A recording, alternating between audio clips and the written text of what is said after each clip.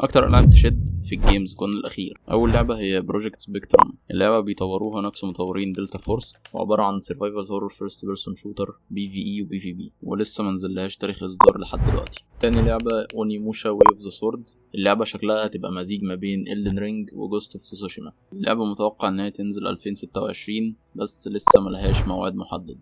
تالت لعبه هي زيرو بيريدز. اللعبه هتبقى من نفس مطورين ديسكو إليسيوم، ومتوقع ان هي هتبقى شبهها بنسبة كبيرة بنفس الارت ستايل، بس لسه ملهاش تاريخ اصدار.